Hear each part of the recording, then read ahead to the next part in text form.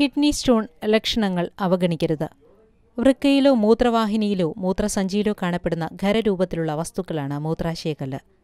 ശരീരകോശങ്ങളിലെ ഉപാചയ പ്രവർത്തനങ്ങളിലൂടെ ധാരാളം ധാതുലവണങ്ങൾ രക്തത്തിൽ എത്തിച്ചേരുന്നു. അപ്പോൾ വൃക്കയിൽ രക്തം ശുദ്ധീകരിക്കുന്ന അറയിൽ ചില കണികകൾ തങ്ങി നിൽക്കും. ഈ കണികൾക്ക് മുകളിൽ വീണ്ടും ധാതുക്കൾ പറ്റിപ്പിടിച്ച കല്ലായി രൂപാന്തരപ്പെടുന്നു. മൂത്രാശയക്കല്ലുകൾ അധികവും ഉണ്ടാകുന്നത് വൃക്കയിലാണ്. അവിടെ നിന്ന് അടർന്നുമാറി മൂത്രനാളിയിലോ മൂത്രസഞ്ചിയിലോ തടയുമ്പോഴാണ് കടുത്ത വേദന അനുഭവപ്പെടുന്നത്. വയറ്റിൽ നട്ടെല്ലിന്റെ ഇരുവശങ്ങളിലുമായാണ് വൃക്കകൾ സ്ഥിതി ചെയ്യുന്നത്. രക്തത്തിലെ മാലിന്യങ്ങളെ അരിച്ചു നീക്കുകയാണ് ഇവയുടെ ധർമ്മം. ശരീരത്തിലെ ജലാംശത്തിന്റെ അളവ്, ലവണങ്ങളുടെ അളവ്, ഹോർമോൺ ഉൽപ്പാദനം എന്നിവയുടെ പ്രവർത്തനങ്ങൾ നിയന്ത്രിക്കുന്നതും വൃക്കകളാണ്. വൃക്കയിൽ നിന്നും മൂത്രസഞ്ചിയിലെത്തിക്കുന്നത് മൂത്രവാഹിനികളാണ്. മിക്കവാറും മൂത്രാശയക്കല്ലുകൾക്ക് കൂർത്ത മുനകളോ മൂർച്ചയുള്ള വശങ്ങളോ ഉണ്ടായിരിക്കും. ഇവ മൂത്രനാളിയിലോ സഞ്ചിയിലോ തട്ടുമ്പോൾ കഠിനമായ വേദനയുണ്ടാകുന്നു. പ്രധാനമായും 4 തരം കല്ലുകളാണ് മനുഷ്യ ശരീരത്തിൽ കണ്ടുവരുന്നത്. മൂത്രാശയത്തിലുണ്ടാകുന്ന കല്ലുകളിൽ 75% കാൽസ്യം കല്ലുകളാണ്.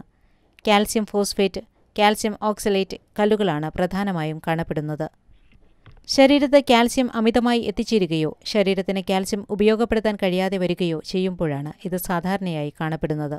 കാൽസ്യം മൂത്രത്തിലൂടെ പുറത്തു പോകേണ്ടതുണ്ട്. ഇങ്ങനെ വൃക്കയിലെത്തി അരിച്ചുമാറ്റുന്ന കാൽസ്യം കണികകൾ വൃക്കയിലോ മൂത്രാശയ ഭാഗങ്ങളിലോ തങ്ങിനിന്ന് വീണ്ടും കൂടുതൽ കണങ്ങൾ പറ്റിച്ചേർന്ന് കല്ലുകളായിത്തീരുന്നു.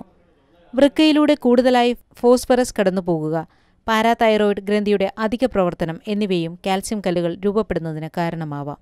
വൃക്കയിൽ നിന്ന് വേർതിരിക്കപ്പെടുന്ന 15% കല്ലുകൾക്ക് കാരണം മഗ്നീഷ്യം, അമോണിയ എന്നിവയാണ്. മൂത്രാശയ അണുബാധയെ തുടർന്നാണ് മിക്കവരിലും ഇത്തരം കല്ലുകൾ കാണപ്പെടുന്നത്. ഇവരിൽ കല്ല് നീക്കം ചെയ്യാതെ രോഗാണുബാധ പൂർണ്ണമായും മാറ്റാൻ കഴിയില്ല. മനുഷ്യ ശരീരത്ത് കാണപ്പെടുന്ന കല്ലുകളിൽ 6% യൂറിക് ആസിഡ് കല്ലുകൾക്കുള്ള സാധ്യത. രക്തത്തിൽ അമിതമായി യൂറിക് ആസിഡ് ഉണ്ടാകുന്നതിന്റെ ഫലമായാണ് ഇത് ഉണ്ടാകുന്നത്. അനേകം കാരണങ്ങളാൽ യൂറിക് ആസിഡ് കല്ലുകൾ ഉണ്ടാകാമെങ്കിലും അമിതമായി മാംസം ഭക്ഷിക്കുന്നവരിലാണ് ഇത്തരം കല്ലുകൾ കൂടുതലായി കാണുന്നത്. രക്തത്തിൽ അമിതമായി ഉണ്ടാകുന്ന യൂറിക് ആസിഡ് വൃക്കകളിൽ വെച്ച് നീക്കം ചെയ്യപ്പെടണം. ഇങ്ങനെ അരിച്ചുമാറ്റുന്ന യൂറിക് ആസിഡ് മൂത്രത്തിലൂടെ പുറത്തുപോകാതെ വൃക്കകളിൽ ചെറിയ കണികകളായി തങ്ങിനിന്ന് വീണ്ടും കണികകൾ പറ്റിപ്പിടിച്ച് കല്ലുകളാകുന്നു. ഈ കല്ലുകളുള്ള 25% പേരിൽ യൂറിക് ആസിഡ് മൂലം സന്ധിവീക്കവും വേദനയും കണ്ടുവരുന്നു. 2% സാധ്യത മാത്രമാണ് സിസ്റ്റീൻ കല്ലുകൾക്കുള്ളത്. നാഡികൾ, പേശികൾ ഇവ നിർമ്മിക്കാനുള്ള ഘടകങ്ങളിലൊന്നാണ് സിസ്റ്റീൻ. ശരീരത്തിലുണ്ടാകുന്ന ഉപാപചയ തകരാറുകൾ കൊണ്ട് സിസ്റ്റീൻ രക്തത്തിൽ കലർന്ന് വൃക്കകളിൽ എത്തുന്നു. ഇവിടെ വെച്ച് ഇത് വേർതിരിക്കപ്പെടുന്നു.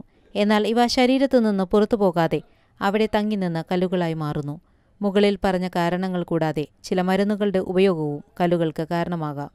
ശാരീരിക പ്രവർത്തനങ്ങളിലെ വൈകല്യം, ജനിതക ഘടകങ്ങൾ, ആഹാരരീതി, വെള്ളം കുടിക്കുന്നതിലെ കുറവ് എന്നിവയൊക്കെ കല്ലുകൾക്ക് കാരണമായി തീരാം. സാധാരണയായി കല്ലുകൾ കുട്ടികളിൽ കാണപ്പെടുന്നില്ല. അഥവാ ഉണ്ടാകുകയാണെങ്കിലും എൻസൈം ഹോർമോണുകളുടെ അഭാവത്താൽ ഉണ്ടാകുന്ന മെറ്റബോളിക് സ്റ്റോൺ ഡിസീസ് മൂലമാകാനാണ് സാധ്യത. 20-50 വയസ്സിനിടയിലുള്ളവരെയാണ് കല്ലിന്റെ പ്രശ്നങ്ങൾ കൂടുതലായി ബാധിച്ചു കാണുന്നത്. സ്ത്രീകളിലും പുരുഷന്മാരിലും വൃക്കയിലെ കല്ല് ഉണ്ടാകാറുണ്ട്. എന്നാൽ പുരുഷന്മാരിൽ കല്ലുണ്ടാകാനുള്ള സാധ്യത താരതമ്യേന കൂടുതലാണ്. ചില കല്ലുകൾ പാരമ്പര്യ സ്വഭാവമുള്ളവയാണ്. കുടുംബത്തിൽ അടുത്ത ബന്ധുക്കൾക്കാർക്കെങ്കിലും കല്ലുണ്ടെങ്കിൽ അടുത്ത തലമുറയിലും അത് ഉണ്ടാകാനുള്ള സാധ്യത ഇരട്ടിയാണ്. ചൂട് കൂടുതലുള്ളതും വരണ്ടതുമായ സ്ഥലങ്ങളിൽ താമസിക്കുന്നവരിൽ വൃക്കയിലെ കല്ലുണ്ടാകാനുള്ള സാധ്യത കൂടുതലാണ്.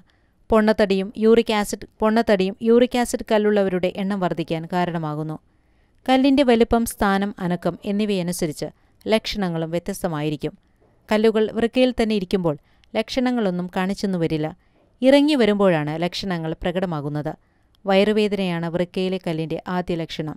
കല്ല് വൃക്കയിൽ നിന്ന് ഇറങ്ങി വരുമ്പോഴാണ് വയറിന്റെ വശങ്ങളിൽ നിന്നും പുറകിൽ നിന്നും കടുത്ത വേദന അനുഭവപ്പെടുന്നത്. തുടർന്ന് അടിവയറ്റിലും തുടയിലേക്കും വ്യാപിക്കുന്നു. ജനനേന്ദ്രിയത്തിൽ വരെ വേദന അനുഭവപ്പെടാം.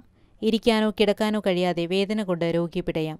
വൃക്കയിലുണ്ടാകുന്ന കല്ലുകൾ അവിടത്തെ അറകളിൽ തങ്ങി നിൽക്കുന്നതിനേക്കാൾ വലുപ്പമാകുമ്പോൾ തെന്നി മൂത്രവാഹിനിയിലെത്തുന്നു. അപ്പോൾ കഠിനമായ വേദനയുണ്ടാകാം.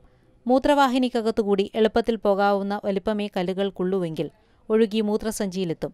എന്നാൽ കല്ലിന് വലിപ്പക്കൂടുതലുണ്ടെങ്കിൽ മൂത്രവാഹിനിയിൽ എവിടെയെങ്കിലും തങ്ങി നിൽക്കാം. അല്ലെങ്കിൽ പോകുന്ന വഴിയിൽ ഉരഞ്ഞ് വേദനയുണ്ടാകാം. ചിലപ്പോൾ കല്ലുകൾ മൂത്രത്തിന്റെ ഒഴുക്ക് തടസ്സപ്പെടുത്തുന്ന രീതിയിൽ തടഞ്ഞു നിൽക്കാം. ഇത് വളരെ ഗുരുതരമായ അവസ്ഥയാണ്. അപൂർവമായി മാത്രമേ ഇത് കണ്ടുവരുന്നുള്ളൂ. വൃക്കയിൽ നിന്ന് കല്ല് മൂത്രസഞ്ചിയിലെത്തിയാൽ അതിനെ പുറത്തു കളയാനായിരിക്കും ശരീരം ശ്രമിക്കുന്നത്. എന്നാൽ വലിയ കല്ലുകളാണെങ്കിൽ അത് പുറത്തു പോകാതെ അവിടെ തങ്ങി നിൽക്കാം. ചെറിയ കല്ലുകളാണെങ്കിൽ അത് പുറത്തു പോകുന്നതാണ്. സാധാരണയായി 48 മണിക്കൂർ മുതൽ ഒരാഴ്ച വരെ നീണ്ടുനിൽക്കുന്ന വേദനയാണിത്. കൂർത്ത വശങ്ങളോ മുനകളോ ഉള്ള കല്ലുകൾ മൂത്രവാഹിനിയിലെ നേരിയ പാളിയിൽ വിള്ളലുണ്ടാക്കാം. ഇതുവഴി രക്തം മൂത്രത്തിൽ കലരുന്നു. അതിനാൽ മൂത്രമൊഴിക്കുമ്പോൾ രക്തം കലർന്നു പോകുന്നതായി കാണാൻ സാധിക്കും.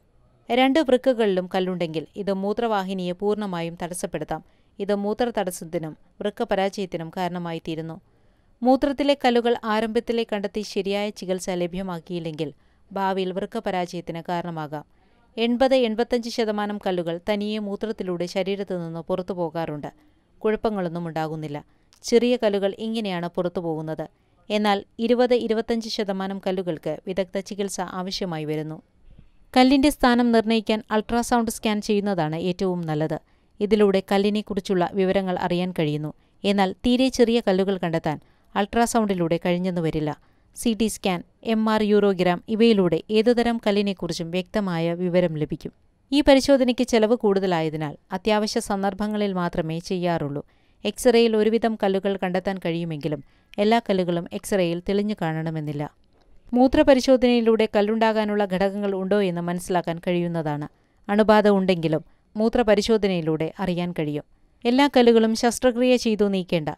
വലിയ കല്ലുകൾ മൂത്രത്തിലൂടെ പോകുകയില്ല. അത് വൃക്കകളുടെ പ്രവർത്തനത്തെ ബാധിക്കാം. ഇതുമൂലം വേദന, മൂത്രതടസ്സം, അണുബാധ, രക്തസ്രാവം എന്നിവ ഉണ്ടാകാം. അത്തരം സാഹചര്യത്തിൽ കല്ലുകൾ വേഗത്തിൽ നീക്കം ചെയ്യേണ്ടി വരുന്നു. കല്ല് പൊടിച്ചു കളയാനുള്ള ചികിത്സ ലഭ്യമാണ്.